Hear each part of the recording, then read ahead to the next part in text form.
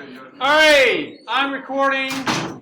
Hopefully this works. I'm trying to do the new thing today of recording through Screencast-O-Matic or whatever it is instead of through the Google Meet. I guess I'll find out in about 2 hours when I look at it. So, we're starting chapter 7. Chapter 7, 2 big ideas. Idea number 1 is what we'll cover in 7.1. And idea number 1 is you have 2 curves, and we've done the area underneath one curve before, where we say, hey, here's f of x, and what's the area between the curve and the x-axis? Just take the integral. Boom, done, there's your area. Now we're going to say, hey, what if we want to find the area not just between one curve and the x-axis, but between one curve and another curve? Call it g of x. And what's this area right here between the curves? And that's what chapter 7.1 is all about. And basically it boils down to do what we did before, but instead of just doing the integral of f of x period, it's the integral of f of x minus g of x. So integral of top minus bottom. There's the notes for it, but this is like big picture slapdash version. Thank you.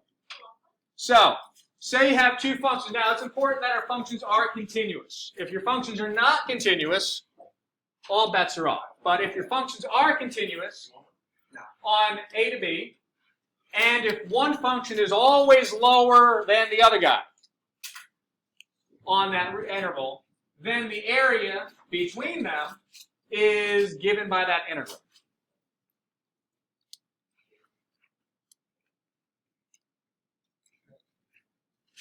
The stuff in italics, do not write down. I'll just explain for a second. So, not the formula, I mean this stuff. This stuff right here, side note, don't write down the side note. I'll talk about that. Just like something to watch out for as you look through the textbook. Maybe this is more of an important issue last year as people were really having to teach themselves stuff last year than this year. But I think even in the problems that you'll have homework on, you'll see these random rectangles showing up. Patricia Wade, report 153. Patricia Wade, report 153. Don't jinx it. I may have jinxed it. Don't jinx it.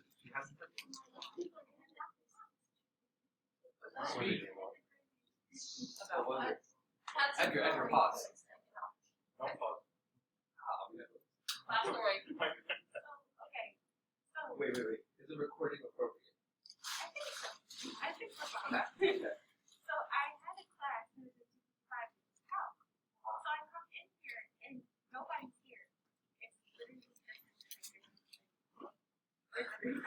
So then he was like, okay, Michaela, today's a special lesson. I'm like, all right. And he goes, I have an experience.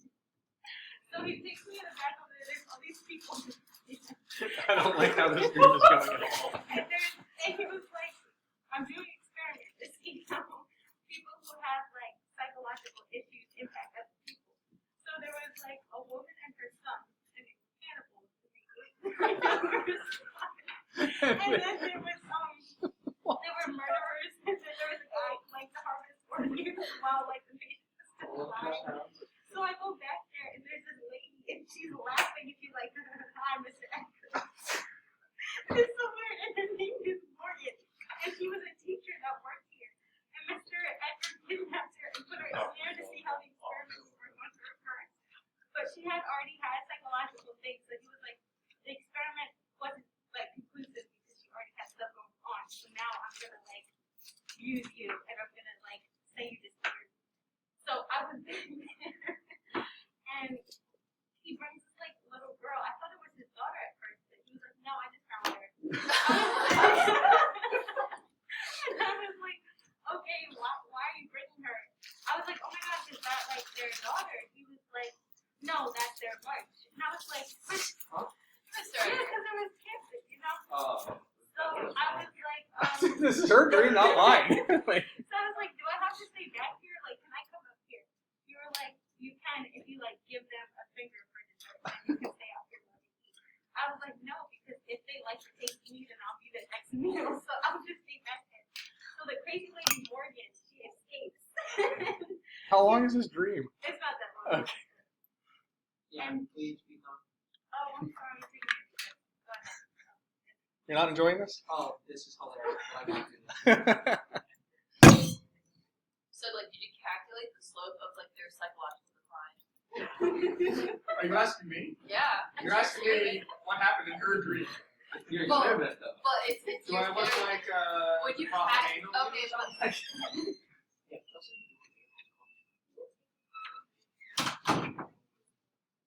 Well, good. Now that Shannon's here, we can start and we can be done Hey, with the Shannon, chemistry. what Oh, do you what the hell is that, right? I can't find mine. Sounds right.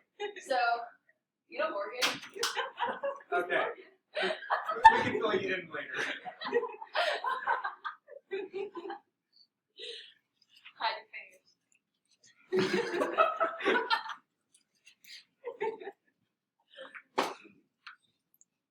Mr. Roger, Yes, how do you I think that's reasonable. Yeah. All right, now that story time is over, we'll go back there. All right, wow. You may need to see somebody. You need to see someone. No, again, it's not. How could you do that? A little unfair to have me explain what I was doing and somebody else was doing. All right. So anyway, there's a formula for finding area between curves. If the curves switch position, like if f is underneath g and then they switch in the interval, then you're going to have to create two different integrals, and it gets complicated because then you got to see, okay, where do they intersect, so that where is the switchover point, and then you would break it up into two integrals, one where f is first and then the other one where g is first. Now, in the book, with explanations and on some problems, they have pictures like this, where they use these rectangles. The rectangles are what we'll call dx, and this is more of an important deal later on in 7.2 and 7.3 when we're doing volumes, but they're introducing this image now. If you see that your rectangle is oriented so that it's perpendicular to the x-axis, then you're going to be integrating with respect to x. If your rectangles are oriented so that they're perpendicular to the y-axis, then you're going to be integrating with respect to y. And then the width of that rectangle is what's represented by the dx. If you go all the way back to like Riemann sums and stuff, remember how we would cut the area into strips, and each strip would be like a little rectangle of width dx. That's what this is. Sometimes they're going to be oriented kind of the wrong way so that we're perpendicular to the y-axis, and then our strips are dy, and we're integrating with respect to y. Sometimes it's necessary. It's never fun, but lots of things that are necessary are not fun, like filing tax returns. So this is not as bad as filing tax returns, but it's still not fun.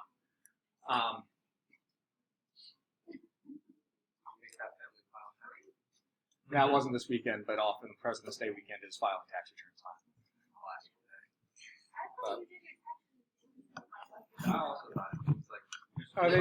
It's got to be done before April 15th. My mom's long way. That's the deadline. And then you gotta you gotta wait until you have your W-2s from your employer, and if you have investments, you gotta get all that paperwork from whoever you have investments with, and you gotta get stuff from, if you have a mortgage, you gotta get information from your mortgage company about, and if you do it with TurboTax, it's not that bad, but it's still super annoying. You talking about taxes? Yeah, because they're fun, but not necessary. No, necessary, but not fun. Just like integrating with respect to y. If you don't respect y, then y won't respect you. Now, there's more to the notes. Whoops. Where'd it go? All right, so that was kind of explaining the side note. I need to scroll down, but I needed to unfreeze first. So, where'd my little thing? There it is. Ta-da! All right. All right. So, what if your functions are in terms of y? Just do through generally, and then stop here. Don't go down with the how to evaluate with a calculator. We'll talk about that later. Not today. So, if the functions are in terms of y, it's basically the same formula. And instead of like top and bottom, you have right and left. So you can think of this as integral from a to b of right function minus left function. Oh shit. You can't post the video anymore. I mean, oh poop. So I'll get a leak button or something. That'd be so I don't know how to Maybe do that's it. all Let's have a long bleep for like the first 5 minutes of class during Michaela's story. Just like make it a little like. Yeah. All right. So if you want to go to like baby calculus, if I had to write like calculus for babies, then that would be how I explain this.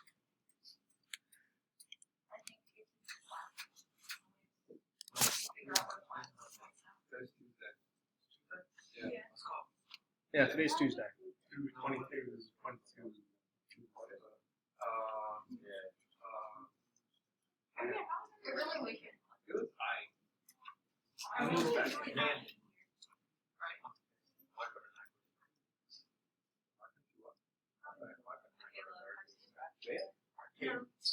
I would never say the pop up. I wanted to know the same as the pop up.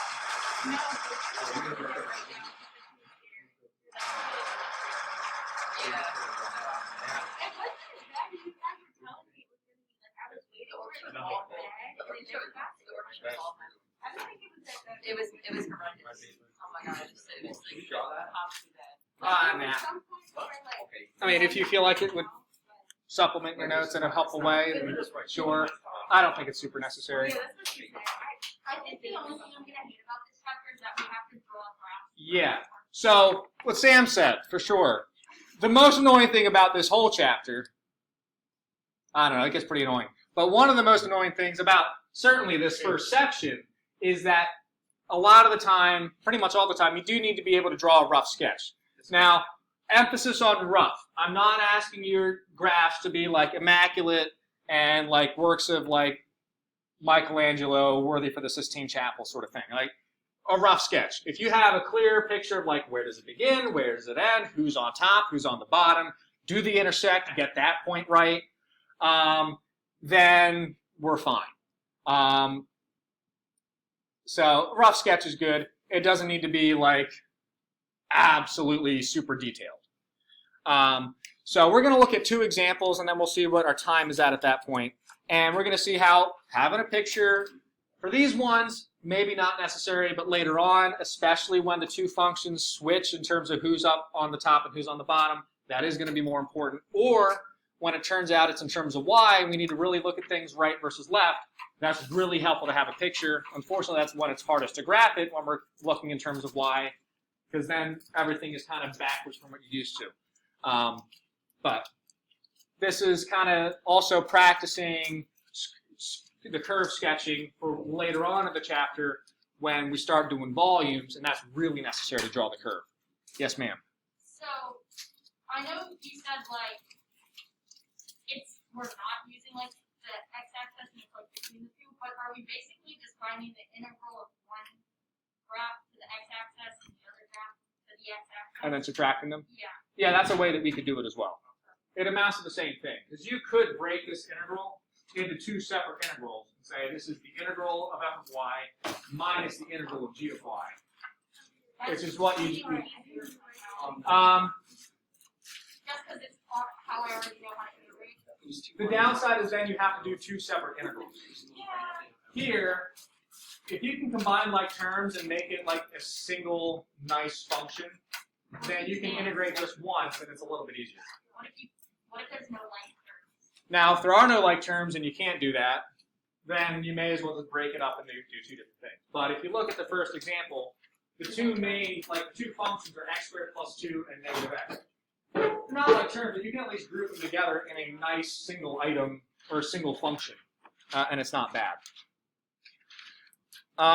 So let me get the second example up here, and then we'll go back into example 1. So find area of region. And if you're done with the notes above the squiggle line, you can start sketching your graph for example 1 over there on the right side.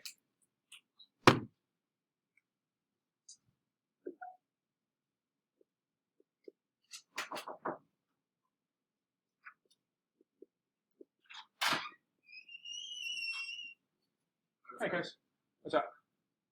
You got your stuff?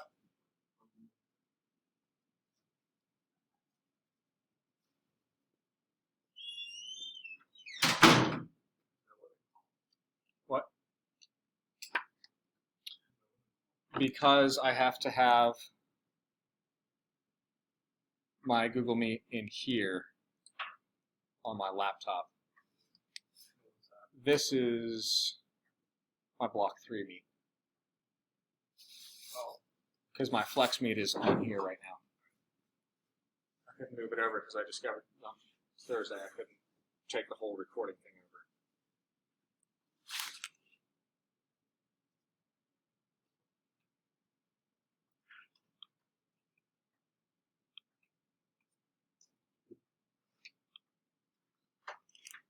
All right, Sam, could you please turn on the backlight?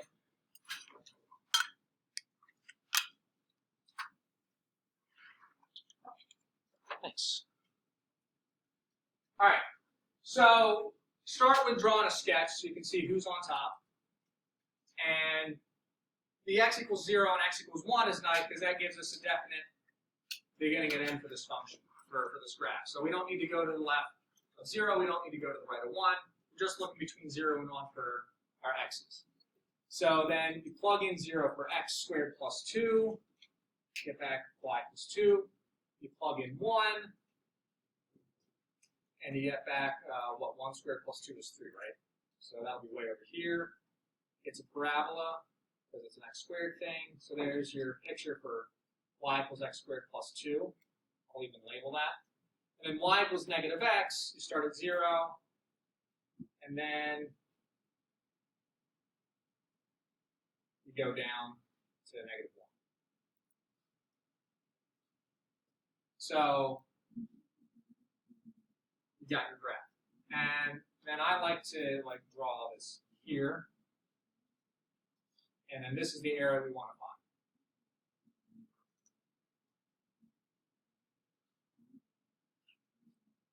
Any questions with the picture? Yeah. So, do we have to rely solely on graphing to figure out what's on top and what's on bottom, or can we figure it out like? You can probably figure it out with just thinking about it on simple ones like this. Now we're getting in the shallow end. We're getting in like the kiddie pool, and we're gonna wade slowly into the deep end. Like sometimes it's just dump you in the deep end right off the bat. Not here. We're getting in the shallow kiddie end, and we're gonna slowly wade into the deep end. So on this one, yeah, you can probably say, well, this is clearly positive for positive x. This is clearly negative for positive x. So this is going to have to be top, and this is going to have to be bottom. I have a mental image of these two things on the graph. Things are getting more complicated. So I would get into the habit of making the sketch now where it's easy, so that you're in that habit, and as things get progressively more difficult, it's not like, oh my goodness, now what? But yeah, absolutely. If it's something like this on like a test or like an AP exam, for sure you don't have to draw a picture if you don't need it. Although in the FRQ, I certainly would, just as a matter of maybe it'll get me a point, and it's an easy point to get. So, we've got our picture. Any questions with that? Then we set up the integrals. All right, area is going to equal some integral, and what are the bounds of integration going to be? 0 to 1. And we're going to be integrating with respect to x, because if you connect the top and the bottom with a vertical line, you say, hey, that works pretty well for us. That's always on top. It's always on the bottom. It's pretty simple. The equations are already in terms of x, so let's just do everything in terms of x. That seems like the most straightforward way to do this. Who's on top? The top. X squared plus 2. Who's on the bottom? Negative x. So x squared plus 2 minus negative x dx. The way I've set this up, technically we need brackets around the whole thing. But if you forget the brackets, whatever. And then, now that you're set up, now you can go to town on this thing. So integral 0 to 1. I would probably distribute the negative here and rearrange so that it looks more normal, so that this is the same thing. And then you can integrate, and what do we get when we integrate each term?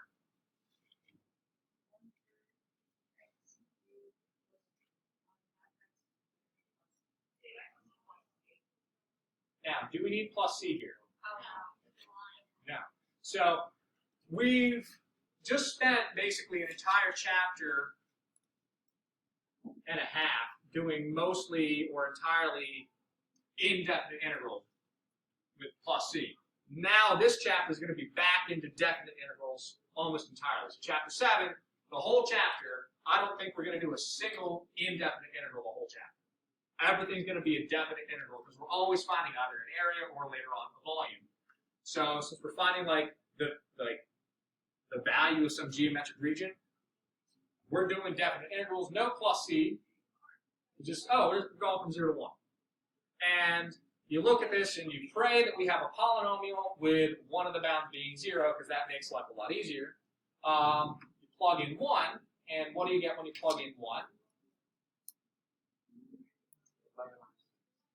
I wasn't even looking for all that. Thank you. So you said 11 over 6? Okay. And when you plug in 0, what do you get?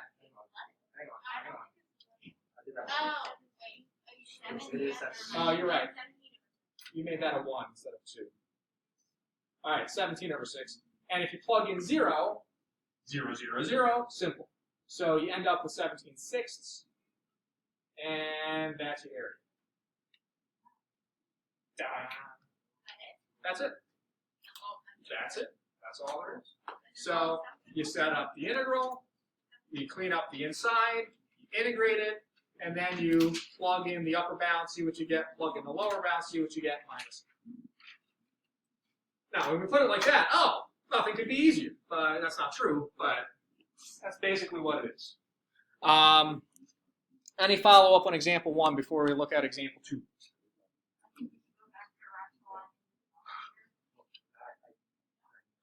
Why the blind shut? Why the blind shut? Yeah. I shut them last year when I was teaching a lot on the chalkboard, and I was getting glare from the light coming in so that the top of the chalkboard was hard to see, and I discovered if I lowered the blinds, the top of the whiteboard and the top of the chalkboard were a lot more easily visible. I wasn't getting glare issues for everybody at home. And as long as we have to teach with these stupid camera things, which is looking more and more like it'll be the rest of my career, the blinds are going to stay down. It makes more sense to just do the asynchronous model. Asynchronous? The hybrid model, does that make more sense? Not for a class like this. No. Can you imagine doing this class like totally on your own? Here, kids, here's the assignment. Figure it out. Here's the video somebody else made. Go. That'd be terrible. Yeah, they moved all the cyber kids onto asynchronous. That's the plan. Yeah. That's the plan. They So then just got rid of it. I would have It wasn't- students on my roster for a single class that are in front of me, that are on the computer like I still have, which is fine, and then that are not in my class, but are on my roster that are taking the course asynchronously. And that's a completely different animal. Like, that's a completely different Was that just way to of doing save things. money so they don't have to? I think so. And to try to keep as many students in-house, like within the district as possible, so they're not going to like cyber academies. And our union just signed a contract to say, yeah, let's do that. Nice. Because our union members don't read. All right, so area. I'm annoyed. So you have area. We just want to say find the area bounded by these two curves. Now, what's different about this? Well, you guys tell me. What's different about this first example, this second example rather, from the one we just did in terms of what I'm giving you? F of X and G of X. F of X and G of X instead of Y. Here we had a negative X. Now I got a positive X. Michaela? You don't have like Yeah. I'm not telling you where to start and end here. In the first example, I didn't explicitly say, but almost. Here's where you begin, here's where you end. X equals 0, X equals 1. Boom. I'm not giving that here. So how are we going to come up with that? You get Nope. to 0 to 0. 0 to 0, yes, easy. No, we don't get to choose. Get used to that for the rest of your life. This is, you got to really draw the graph now, or do some algebra and see where do they intersect. That was that. And then where they intersect will be your bounds. So let's start with F. What shape does it make? F. A parabola. Upside down. Vertex at 2. What X value? Yes. Vertex is happening at a number. So at the number 2 for Y, what's the X coordinate for the vertex? 0. All right. So in my intro to calc classes, we spent some time doing graphing from the transformations of a parent function. That's what you just did. You say, hey, it's a parabola. It's upside down. The vertex is up 2. So right there. And then you'd say, all right, 1, 1. And then just draw it. And then you got the line, 0, 0, 1, 1. Boom. All right. So now we've got our graph, and they do intersect at 1, 1. So we're looking for the area between them. Oh, so it's always starting at 0? Now, are we always starting at 0? Nope. We have a left side of this graph. The temptation is do what I did. I don't know why I always fall into this trap of like, well, just start at 0 and go to the right. I always forget there's like a whole left side of this thing. So this can continue off to the left. Don't be like me and forget that. And the parabola can continue off to the left, unfortunately. And they're going to intersect at not -1, because that's still up here. And come down here, and it's like, okay, what's this point down here where they intersect? That's a great question. And I don't know. So, if you're drawing a rough sketch, this point down here on your graph, probably not precise. So how do we find this algebraically? System of equations. Not even that. Coordinates. Just set them equal. Oh, So, that's like system of equations. yeah. Take the functions and set them equal to each other and solve for x, and those x coordinates will give us the beginning and end of our region. Why did I do that to begin with? Because I thought maybe the graph would be nice and easy, like it was over there. But it's not. So, you add over, you get plus x, you subtract over the 2, you solve it. What do you get when you factor? So, There's 2 x's plus 1. Negative x. oh, that's an x? Yeah, As you're saying? And then there's negative, positive, negative. Yeah. Like that? So what are your solutions for x? 1 and 1 and -2? All right. Now, from the graph, we could already see 1 is pretty obvious. -2 is less obvious. Now you know for sure, okay, that's not going to get, it's not a -3, it's not a -2 or and a half, it's just -2. So now that you've got that, you can come over here, do your integral. It's going to be from -2 to 1. And now, over this interval, who's on top? The parabola. And then on the bottom, you have the line. So set this up, top minus bottom. Top is the parabola, f of x. Bottom is your g of x function. So drawing the picture is helpful to see who's on top and who's on bottom. Doing a little, Sam was calling it a system of equations. Just set the two functions equal and solve for x. And that gives us what your bounds of integration are going to be, because that tells us where the two curves intersect. And then you can put that all together in your integral. And once you're here, it's basically just tediousness from now on. So if you like just drop all the parentheses, is anything really going to change or combine or anything? Nah, so we just go right into integrating, right? What's the integral of 2? 2x. What's the integral of x squared? 1/3 x cubed. What's the integral of x? 1/2 x squared. We're going from -2 to 1. This one's more annoying than the last one because neither of your bounds is a 0, so we actually do need to like really plug in these values. So we plug in 1 first because the top one comes first. 2 minus 1/3 minus 1/2. And then you plug in -2. 2 times -2, -4. What's -2 cubed? -8, but we're subtracting a negative, so that becomes +8/3. And -2 squared divided by 2, -2.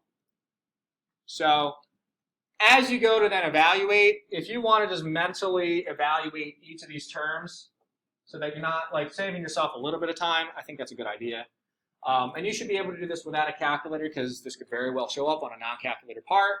And so far, all of this can be done without a calculator. Okay, we'll get to situations where you need a calculator. I'll show you.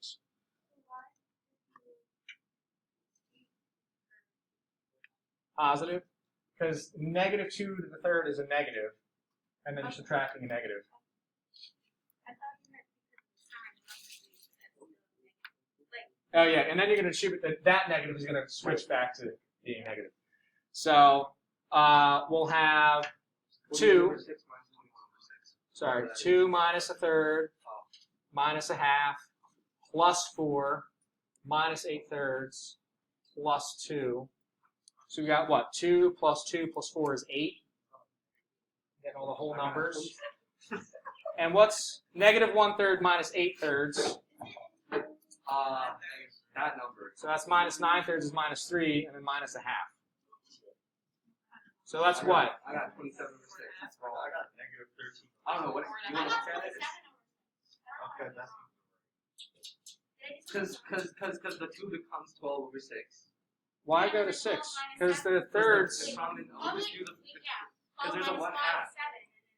So I just made everything over 6. Don't those make a whole number?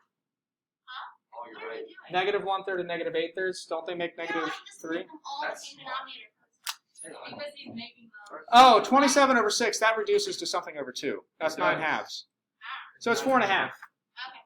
I said 4.5 like 20 times. I didn't ignore you. I just didn't hear you. I said it literally for I believe you. Play the clip back. You're probably right. I'm sure that you are. He had the answer right. Sorry. 5 minus 2 is So 5 minus 1/2 is that hard. evidently. So that's why she's doing it my way. It's like get all your whole numbers. Hey, thirds. They make another whole number in the end, and then 5 minus 1/2. Oh, jeez, was that? Any comments on this thing? It is tedious. So the setup is the hard part in terms of like understanding the conceptual idea. So if you can get to the integral successfully and set up the correct integral, great, you're in good shape. And then from there, it's usually just tedious. Your homework for tonight is due tomorrow. And I have 1 to 11 all and 15. Would anybody be terribly upset if we change that to 1 to 11 odds? No. No. Okay. I'm going to go in there. Since it's due tomorrow, I'm going to make it 1 to 11 odds. And I want you to include the graph on 7, 9, and 11. So we give you the graph on 1, 3, 5. I want you to draw the graph for 7, 9, and 11. And I'll put that on Schoology, yeah. Yes, ma'am. Okay, Your tests will get back to you right now. Yeah. All right, you guys can get your tests back right now. Nah, we got time. I'll give it to you right now. Stanley's not here. Charles, here you go. Sorry, my bag is in the way. Armand's not here. Sam, where's Armand? He keeps being absent like days. Olivia, Arif, is yours. Did we get any extra points for Yes, everybody got one. Here we go. Derek, here you go. Joel, here you go. You're probably gonna. Okay, that's Morgan? Shannon, here you go. Isan, here you go. Michaela sorted after three. And No, it was actually a nightmare. There's a lot of. Oh, was it nightmare? no, she didn't wake up and said, that was nice.